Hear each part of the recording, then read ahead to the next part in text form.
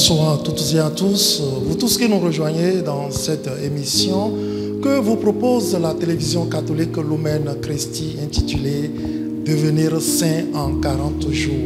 C'est tous les vendredis de carême où nous nous plongeons dans une adoration totale devant Jésus pour examiner notre cœur, notre conscience, notre être, notre relation avec Dieu autour des péchés capitaux. Et ce soir, nous allons examiner ce que la colère, ce péché capital, a détruit en nous, dans notre société, dans nos familles, dans nos communautés religieuses. Nous sommes heureux alors de nous retrouver tous dans cette adoration que va diriger le Père Cyril Mihic Bénin.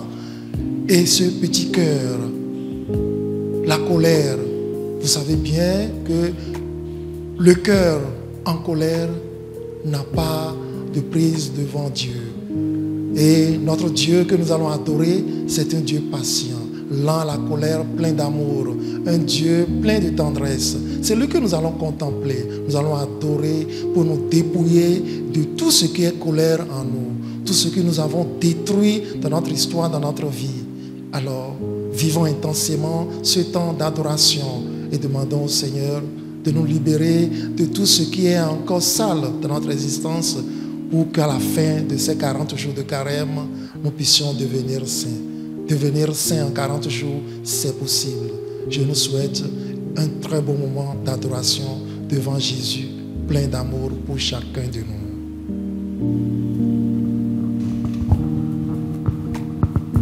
Même dans le tombeau, Jésus est Seigneur. Même dans le tombeau, Jésus est Seigneur. Il n'a pas dit qu'il ne t'aime pas. Jésus est Seigneur. Oui, viens à lui, il est là pour toi. Jésus est Seigneur. Oh mon âme, bénis le Seigneur, le Seigneur. Et mon esprit magnifie son nom, oui son nom, car la mort n'a pas pu le retenir. Même dans le tombeau, Jésus est Seigneur. Même dans le tombeau, Jésus est Seigneur. Même dans le tombeau, Jésus est Seigneur. oui, même dans le tombeau, Jésus est Seigneur. Maoudé, Mati, Bodiwe. Maoudé, Mati, Bodiwe. Maoudé, Mati, Bodiwe. Akluno, Maoudé, Mati, Bodiwe. Maoudé, Maoudé, Mati, Bodiwe. Il n'y a point de Dieu comme toi, comme Jésus. Il n'y a point de Dieu comme toi. Il n'y a point de Dieu comme toi. Il n'y a point de Dieu comme toi. Il n'y a point. Il n'y a point de Dieu comme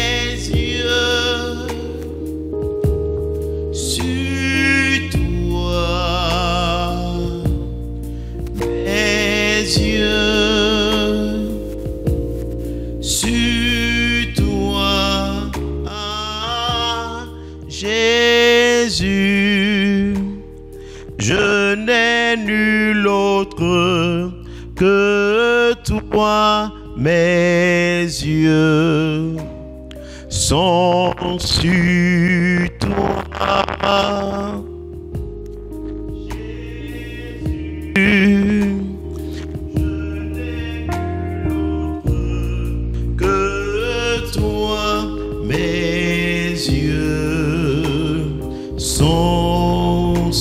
Jésus, je n'ai nul autre que toi, mes yeux sont sur toi. Oui,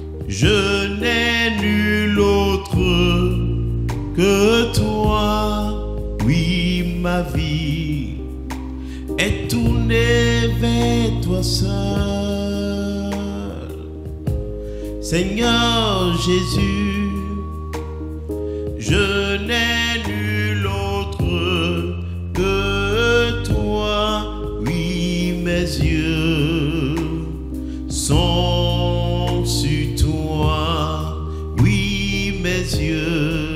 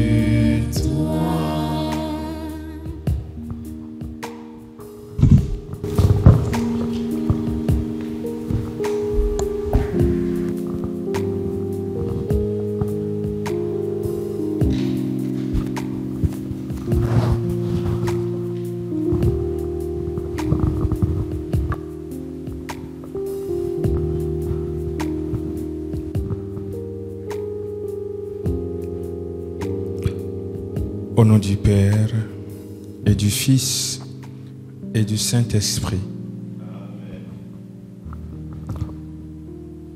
Seigneur Jésus, présent devant nous sacramentellement, réellement, nous voulons avant tout te dire merci. Merci pour ton amour personnel pour chacun de nous.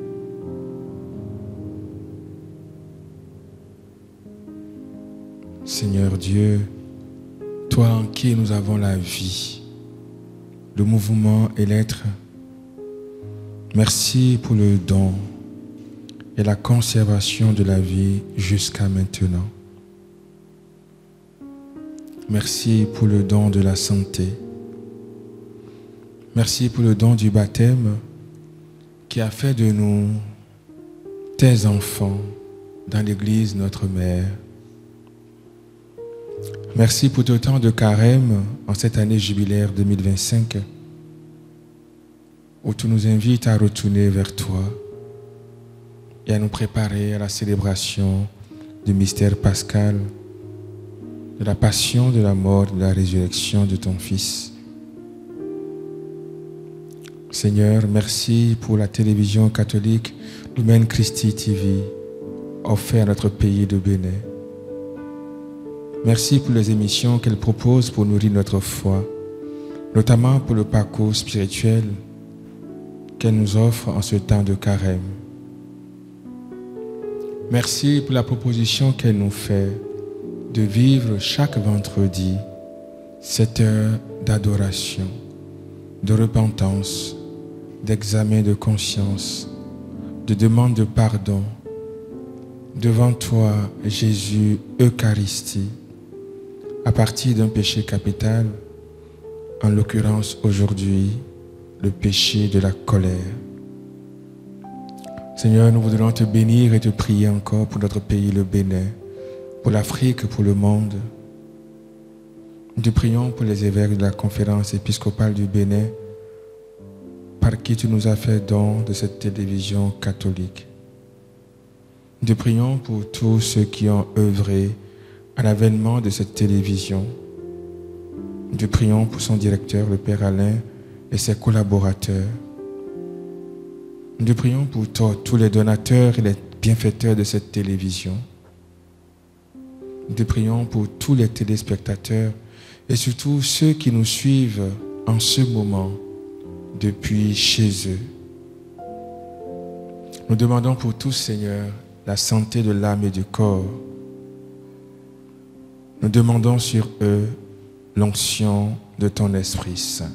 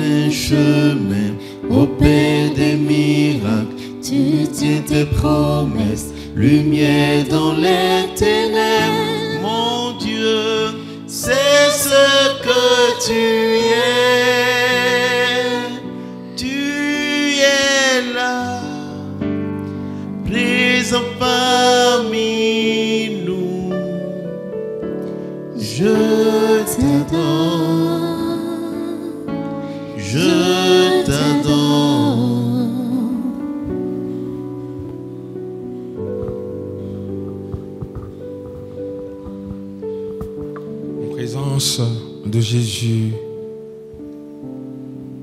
au très saint sacrement de l'autel, je vous salue tous, chers téléspectateurs, et j'implore encore sur chacun de vous l'onction de l'Esprit Saint.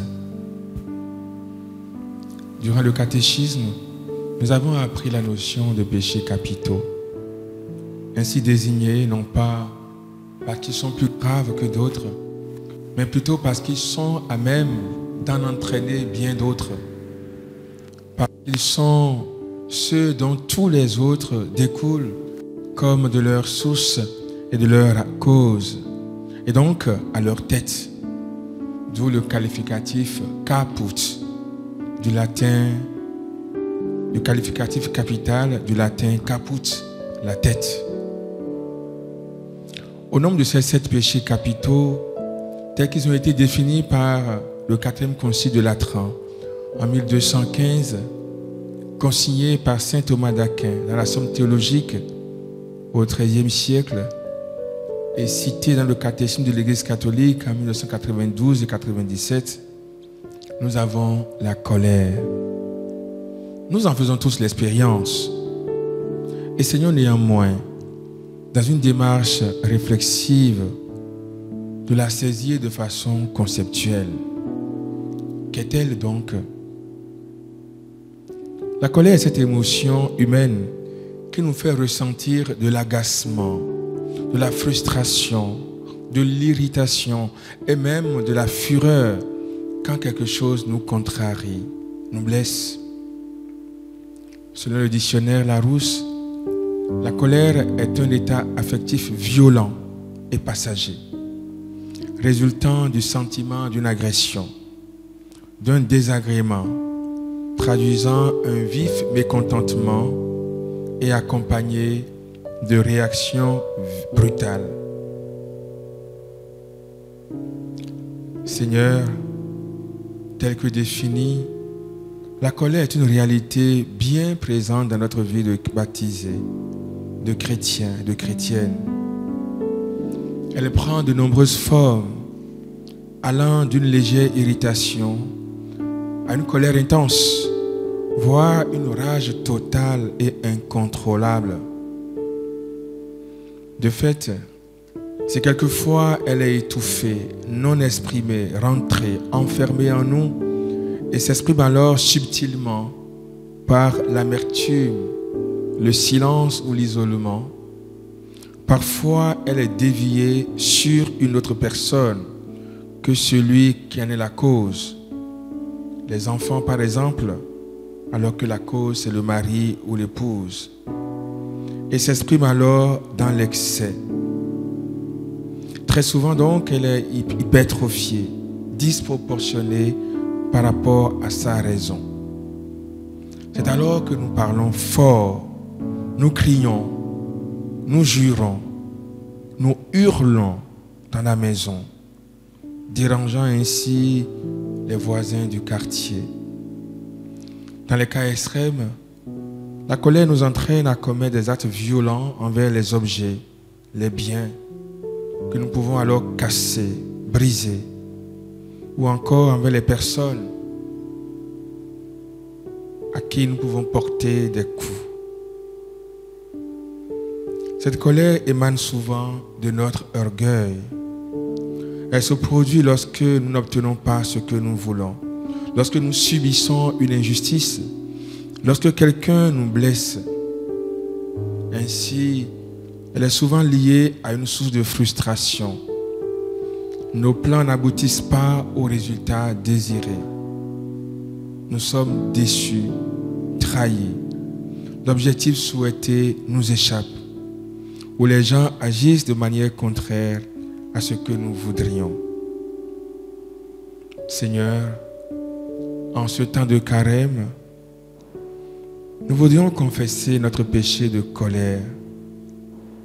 Devant toi, nous voudrions reconnaître que nous nous fâchons très souvent, très facilement. Devant toi, nous voudrions reconnaître que notre colère est souvent démesurée par rapport à l'élément déclencheur.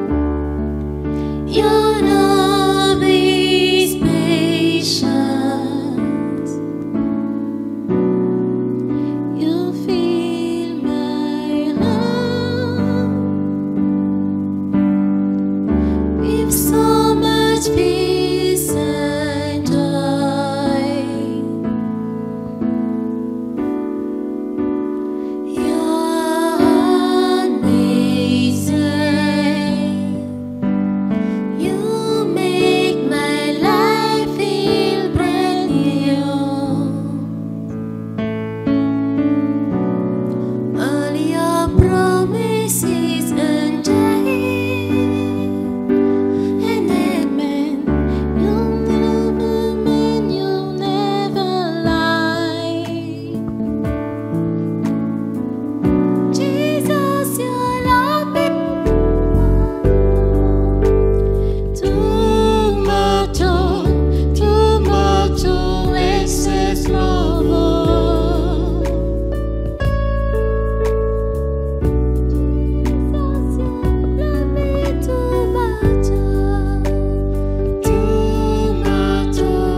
Tomato, excess lover.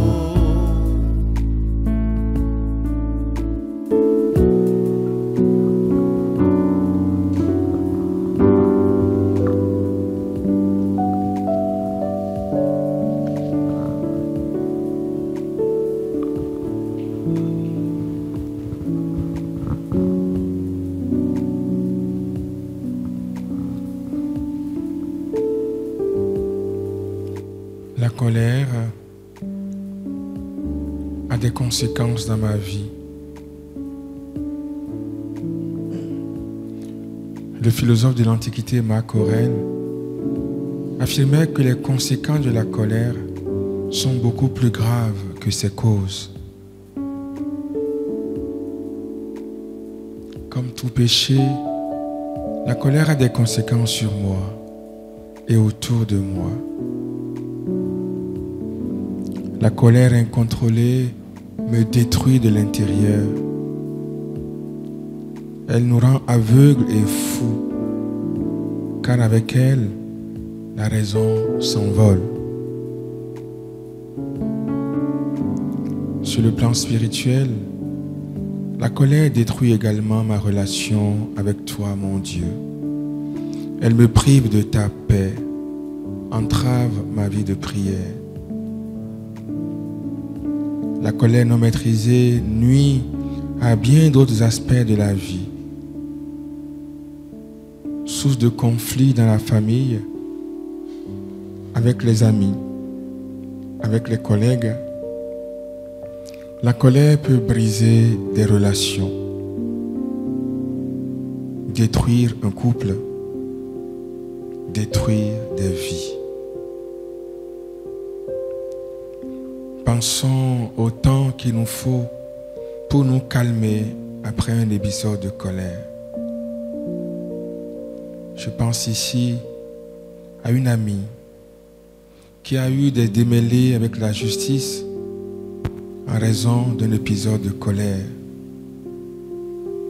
En effet, elle avait battu sa domestique sauvagement et avait écopé de 4 ans de prison.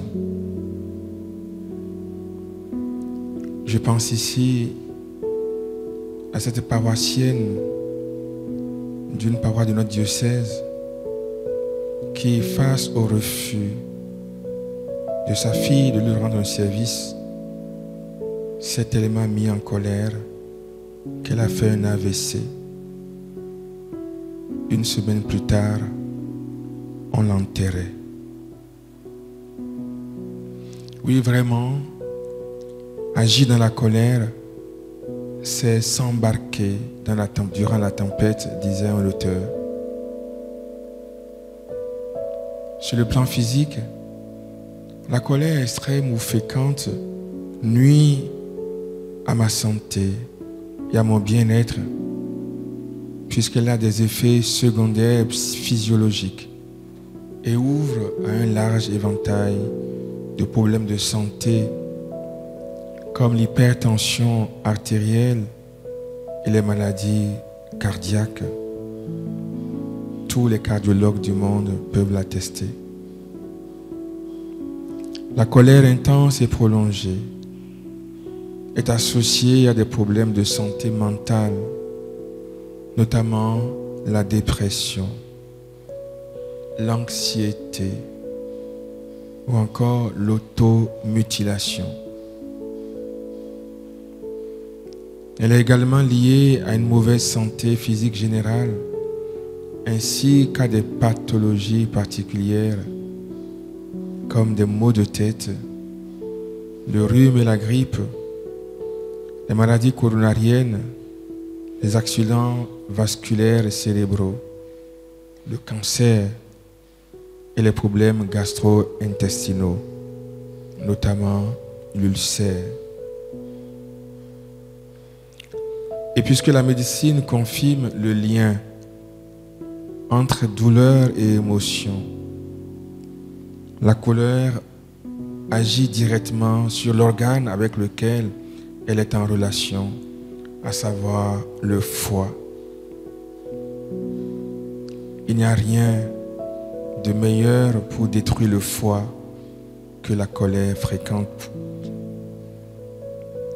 Le cortisol est l'hormone de la colère, du stress et intervient quelques minutes après l'arrivée de l'adrénaline. Or, des niveaux élevés peuvent endommager les cellules nerveuses du cortex préfrontal et de l'hippocampe du cerveau. Ces dégâts dans le cortex préfrontal peuvent ensuite altérer notre capacité à prendre des décisions, notre attention et nos fonctions exécutives. En somme, Seigneur, en plus de t'offenser, je suis la première victime de ma colère. Merci, Seigneur, de m'en délivrer.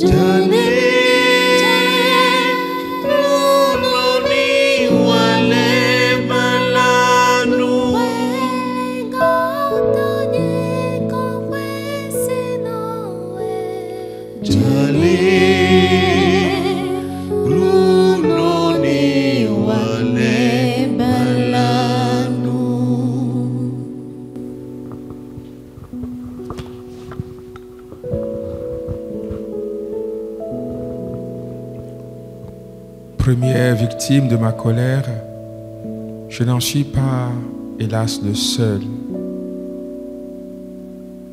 Aussi, Seigneur, voudrais-je te présenter toutes les autres victimes de ma colère.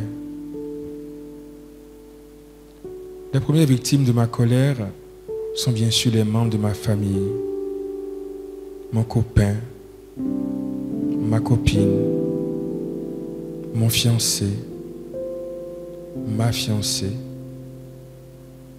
mon époux, mon épouse, mes enfants, mes petits-enfants, mes parents, papa, maman ou tuteur, mes grands-parents, mes frères et sœurs, les servantes ou domestiques Vidomégon, mes neveux et nièces, mes oncles et tantes mes cousins et cousines.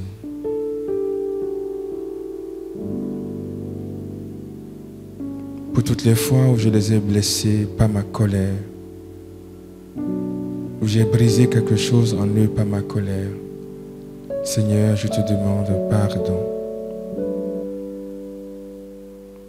De mes colères sont aussi victimes ceux que je rencontre sur mon lieu de travail ou d'études,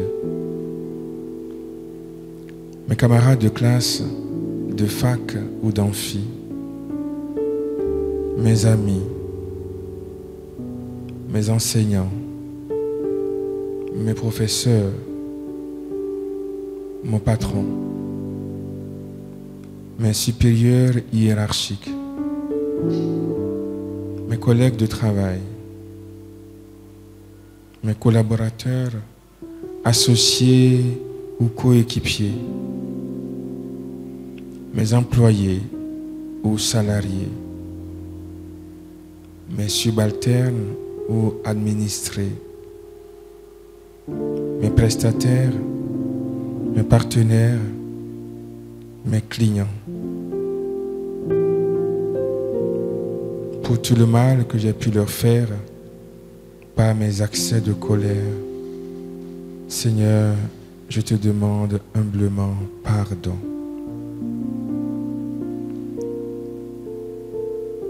Sur le plan social, il m'arrive aussi de me fâcher contre les autorités politico-administratives de mon pays, de ma ville, de ma commune, de mon village. Au plan ecclésial, ma colère a souvent pour cible le pape, les évêques, les prêtres, les religieuses et religieuses. De façon plus ciblée, l'évêque de mon diocèse et ses collaborateurs immédiats, le curé de ma paroisse, son vicaire, mon aumônier, le père supérieur de ma communauté, la mère générale de mon institut, le responsable de ma chorale, de mon mouvement, de mon groupe, de mon association, mes fidèles paroissiens, mes confrères prêtres, mes consoeurs religieuses, pour tout ce que j'ai pu briser en eux, pour toutes les blessures que j'ai pu leur causer par mes colères. Seigneur, je te demande pardon.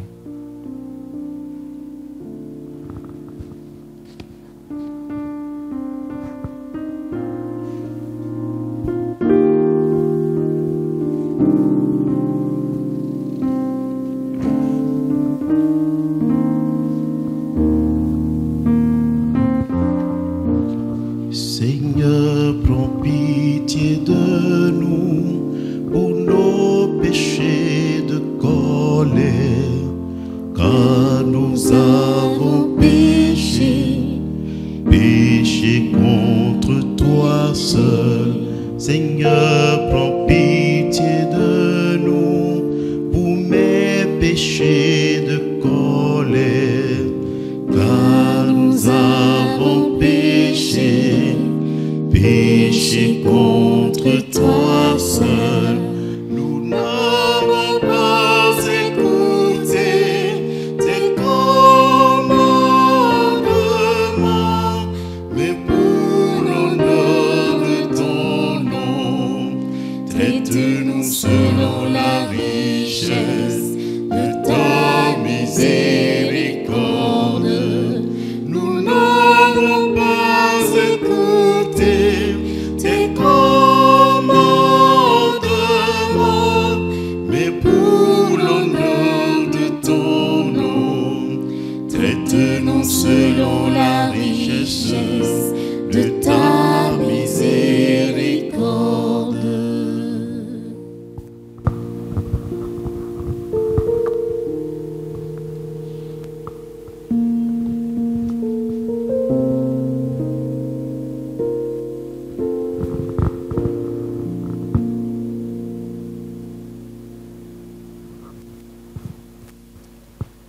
La parole de Dieu nous invite à abandonner la colère.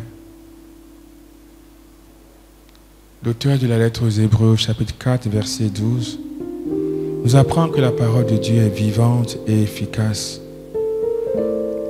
Elle a un pouvoir thérapeutique, un pouvoir de guérison. Elle est caractérisée par un rôle libérateur indéniable. Comme telle, elle est essentielle dans un processus de guérison spirituelle. Mieux, la parole de Dieu est performative, c'est-à-dire qu'elle a la puissance d'engendrer des effets. Que la lumière soit, et la lumière fut, entendons-nous dans le livre de la Genèse. Alors écoutons-la, méditons-la et laissons-la pénétrer au plus profond de nous-mêmes. Qu'elle descende dans notre cœur et nous guérisse de la colère. Prenons la ferme décision de faire ce qu'elle dit.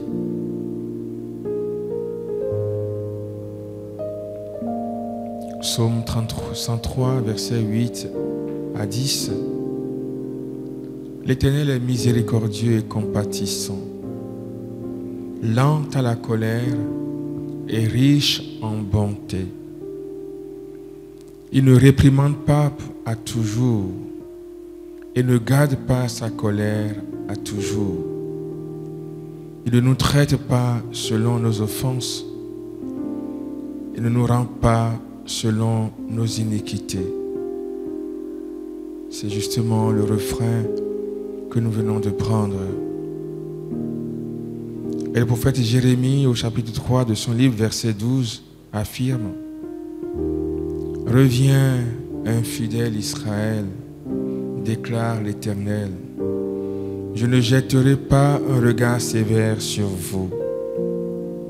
Car moi, je suis fidèle, déclare l'Éternel.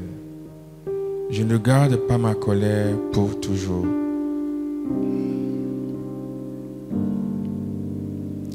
Mais un passage des Saintes Écritures nous invite à bannir la colère de notre vie. Proverbe 12, verset 16. Un fou manifeste immédiatement sa colère, mais celui qui couvre un affront est un homme prudent. Proverbe 14, verset 29. Celui qui est lent à la colère fait preuve d'une grande intelligence, tandis que celui qui s'énerve facilement proclame sa folie. Proverbe 15, verset 1.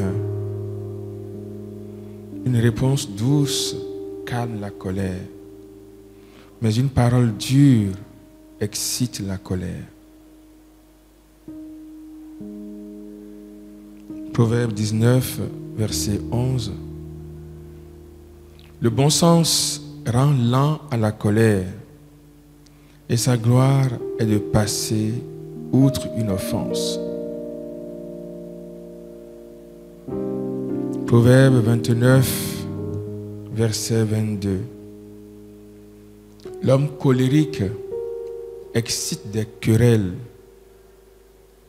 L'homme colérique multiplie les péchés. Ainsi donc, Seigneur, plus nous nous mettons en colère, plus le péché se multiplie dans notre vie. Proverbe 37, versets 8 et 9. Ne te mets pas en colère, retiens-toi de ta fureur, ne t'irrite pas, car cela ne mène qu'au mal, car les méchants seront détruits. Mais ceux qui espèrent en l'Éternel posséderont le pays. Ecclésiaste chapitre 7, verset 9. Ne vous mettez pas trop vite en colère, car la colère loge dans le cœur des insensés. Et dans le Nouveau Testament, les passages ne manquent pas qui enfoncent le clou pour nous inviter à enterrer la colère. D'abord, Jésus lui-même, dans Matthieu chapitre 5, versets 21 à 24. Vous avez entendu qu'il a été dit aux anciens, tu ne tueras point. Celui qui tuera mérite d'être puni par les juges. Mais moi, je vous dis que quiconque se met en colère contre son frère mérite d'être puni par les juges. Celui qui insulte son frère mérite d'être puni par le tribunal. Et celui qui dit insensé mérite d'être puni par le feu de la géhenne. Si donc tu présentes ton offrande à l'autel et que là tu te souviens que ton frère a quelque chose contre toi, laisse ton offrande là devant l'autel et va. Réconcilie-toi d'abord avec ton frère, puis viens présenter ton offrande. Jésus a dû choquer ses auditeurs.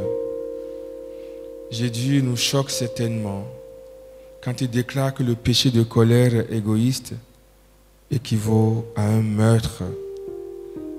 Comment est-ce possible, pourrions-nous répliquer? Eh bien parce que c'est là que commence le meurtre, dans le cœur d'une personne en colère.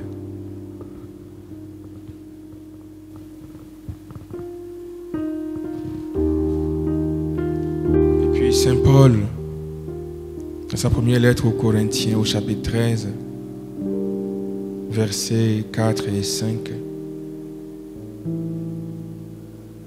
dans ce beau texte, lu le jour des mariages, où Saint Paul décline la grammaire de l'amour.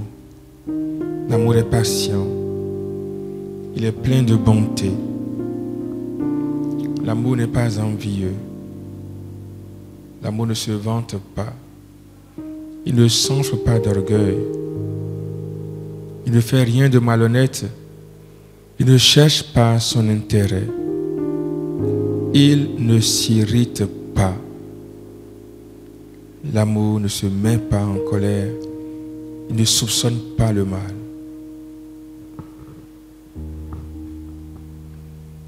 Saint Paul, dans sa lettre aux Éphésiens, au chapitre 4, versets 26 et 27, que toute amertume, toute animosité, toute colère, toute clameur, toute calomnie disparaissent de votre vie. Si vous vous mettez en colère, ne péchez pas. Que le soleil ne se couche pas sur votre colère et ne laissez pas place au diable.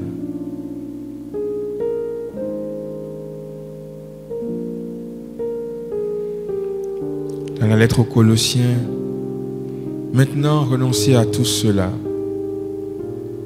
colère, animosité, méchanceté, calomnie et paroles obscènes qui pourraient sortir de votre bouche.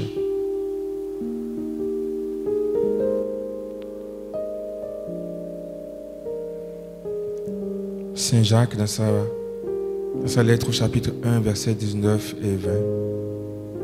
Sachez-le, frères bien-aimés, que tout homme soit prompt à écouter, lent à parler, lent à se mettre en colère, car la colère de l'homme n'accomplit pas la justice de Dieu.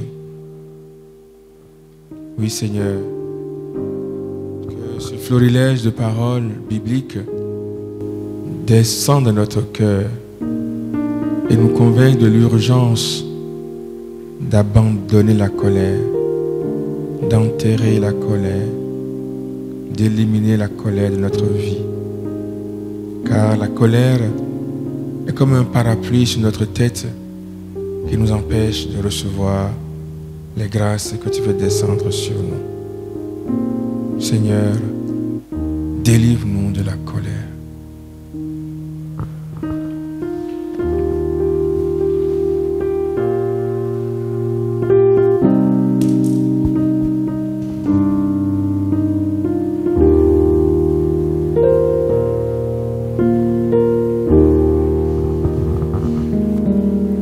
Tu peux naître de nouveau, tu peux tout recommencer, te relever de ta vie passée et repartir à zéro, et repartir à zéro avec Jésus pour berger, et repartir à zéro, et repartir à zéro avec Jésus pour berger, et repartir à zéro, et repartir à zéro avec Jésus pour berger, et repartir à zéro, et repartir à zéro avec Jésus pour berger.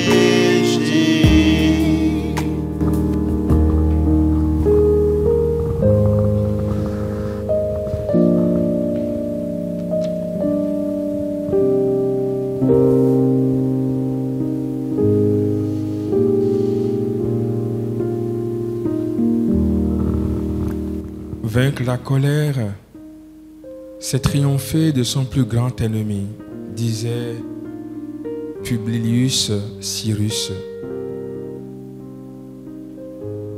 Seigneur, ce temps, cette heure d'adoration, d'examen de conscience, m'a donné de me voir loin de ton cœur par rapport au péché capital de la colère. Ouvre-moi maintenant la repentance.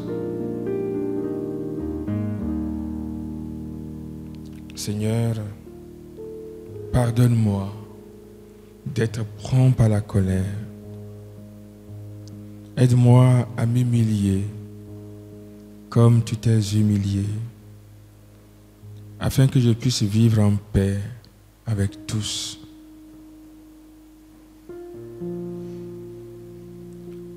Rien n'est impossible à Dieu. Ainsi donc, ma colère n'est pas une fatalité. En Christ, je ne suis pas obligé de vivre une vie de colère. Je peux en être guéri. Je peux en être libéré.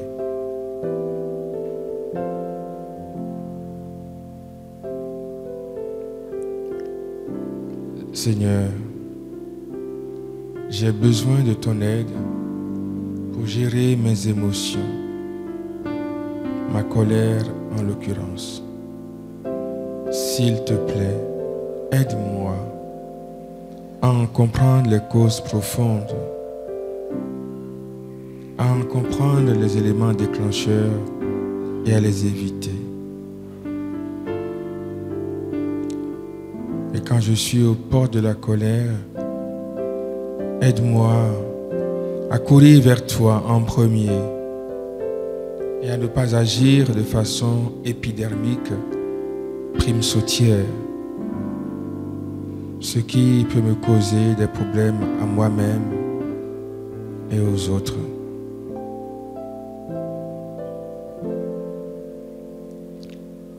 Seigneur, merci pour ton amour, ta grâce et ta miséricorde, et la puissance de ton Esprit Saint dans ma vie pour me changer de l'intérieur, pour me permettre d'éliminer la colère de ma vie.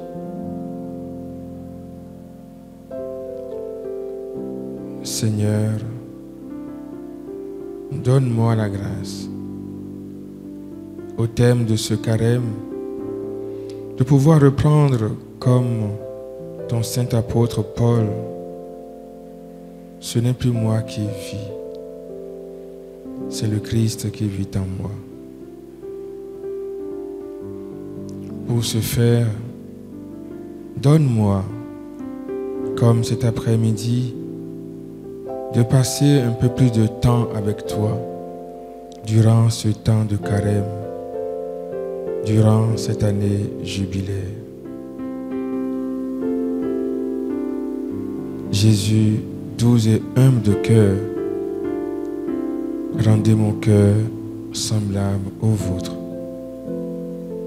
Jésus, doux et humble de cœur, rendez mon cœur semblable au vôtre. Jésus, doux et humble de cœur, rendez mon cœur semblable au vôtre. Amen.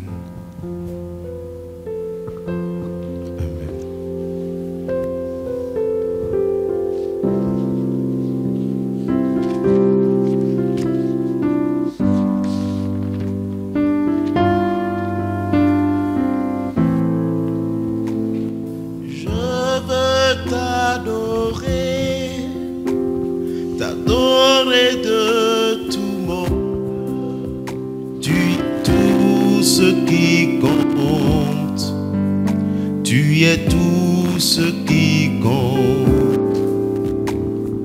Je veux t'adorer, t'adorer de tout mon cœur, Jésus, tu es tout ce qui compte, tu es tout ce qui compte. Je veux te louer de tout mon cœur. Tu es tout ce qui compte, tu es tout ce qui compte. Je veux t'élever de tout mon cœur, Jésus, tu es tout ce qui compte, tu es tout ce qui compte,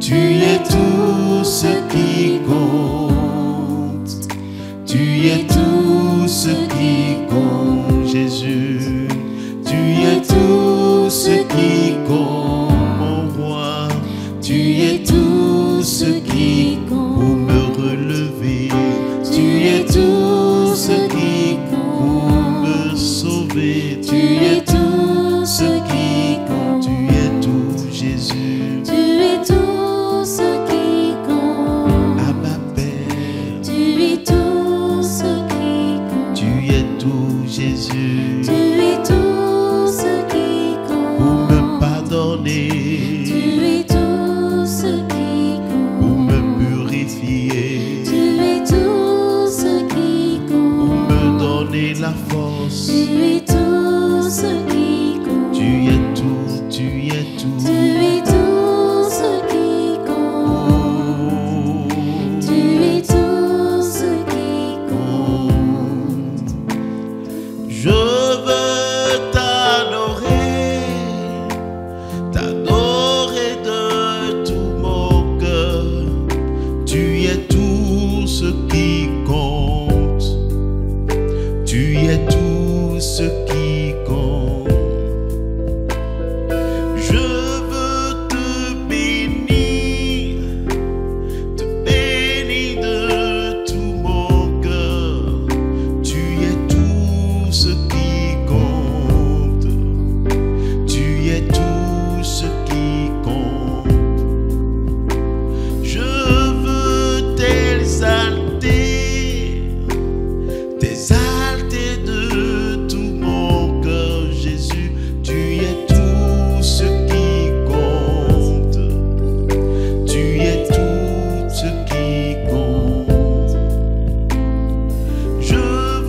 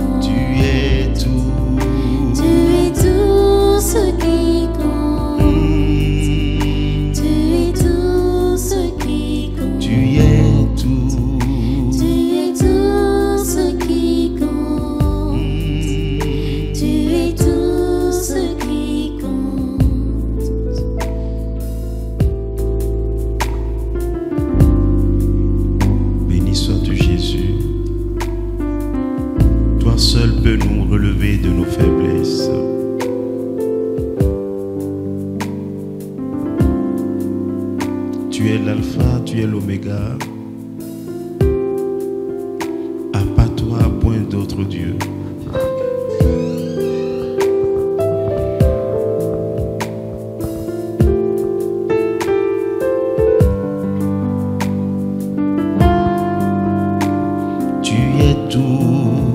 Tu es tout ce qui compte. Tu es tout ce qui compte. Tu es tout. Tu es tout ce qui compte. Tu es tout ce qui compte. Il n'y a que toi, Seigneur, il n'y a que toi. Il n'y a que toi, Seigneur, il n'y a que toi, il n'y a que toi. Il n'y a que toi, Seigneur, il n'y a que toi. Il n'y a que toi. Il n'y a que toi, Seigneur, il n'y a que Même toi. dans ma faiblesse, Il n'y a que toi, Seigneur, il n'y a que j'ai toi. besoin de ton esprit. Il n'y a que toi, Seigneur, il n'y a que Seigneur, mon Jésus, il Il n'y n'y a a que toi, Seigneur, il n'y a que toi. il n'y a que toi. Il n'y a que toi, Seigneur, il n'y a que toi. Yegedewe, akluno, yegedewe, yegedewe, mauji, yegedewe, yegedewe, akluno, yegedewe, yegedewe.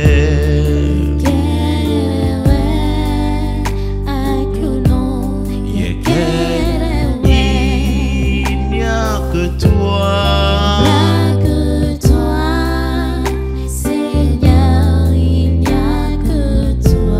Il n'y a que toi.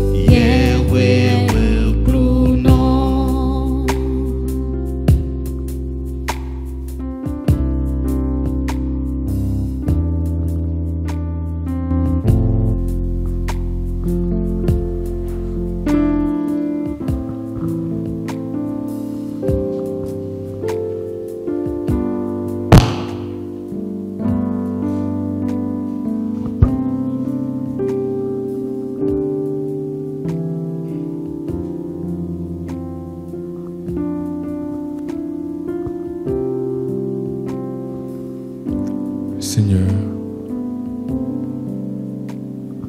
nous voudrons maintenant nous laisser bénir par toi.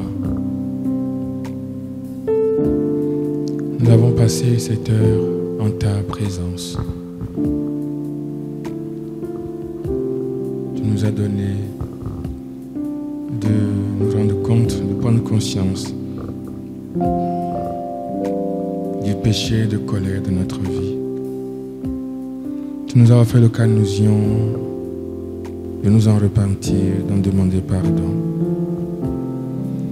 À présent, nous voudrions recevoir ta bénédiction pour qu'elle nous donne la force de mettre en pratique ta parole que nous avons écoutée, de la traduire en actes dans notre vie. Oui Seigneur, viens toi-même nous bénir tous les téléspectateurs qui nous ont suivis, qui ont prié avec nous durant cette heure d'adoration. Viens Seigneur, viens nous bénir, viens bénir notre pays, viens bénir l'Afrique, le monde, viens bénir chacune de nos familles, viens bénir nos cœurs.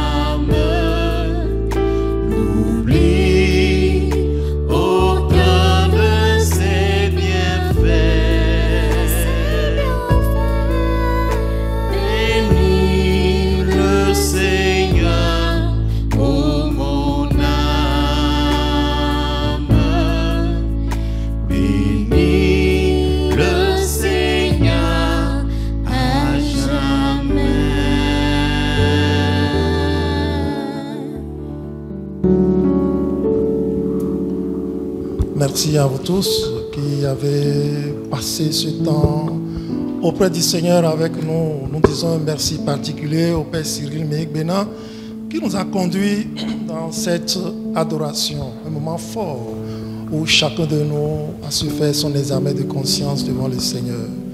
Ce que ce péché capital a détruit en nous. Nous avons compris que, étant dans la colère, nous ne pouvons jamais avoir les faveurs divines. Merci au Seigneur qui prend encore la résolution ferme de nous accorder ces grâces, de nous éloigner de ce péché, de détruire ce péché qui est en nous. Merci au petit cœur qui nous a accompagnés dans cette prière. Merci aux uns aux autres. C'est un moment que la télévision catholique vous offre tous les vendredis du temps de carême, devenir saint en 40 jours. Un parcours spirituel où nous allons nous examiner devant le Seigneur et parvenir à la sainteté. Ce n'est pas impossible dès lors que nous avons la volonté, le désir ferme. Le Seigneur ne nous fera pas défaut de ses grâces.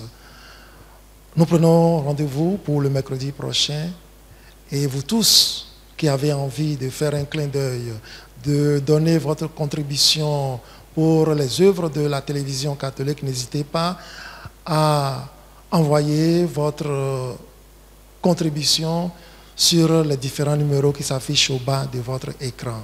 Que Dieu vous bénisse et que nous devenions des saints aux yeux de Dieu.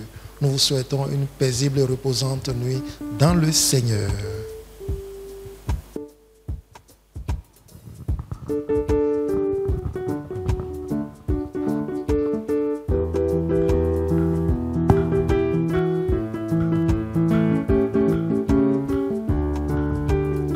Ce que Dieu a fait pour moi, je ne peux pas tout raconter, non, non. Ce que Dieu a fait pour moi, je ne peux pas tout raconter. Ce que Dieu a fait pour toi, mon frère, je ne peux pas tout raconter. Il m'a sauvé, il m'a lavé par son sang. Oui, par lui je crie Maranatha. Je crie Maranatha, je crie au gloire à Dieu. Par lui je crie Maranatha, oui je crie Maranatha, je crie au gloire à Dieu. Par lui je chante Maranatha, je chante, Maranatha, je chante.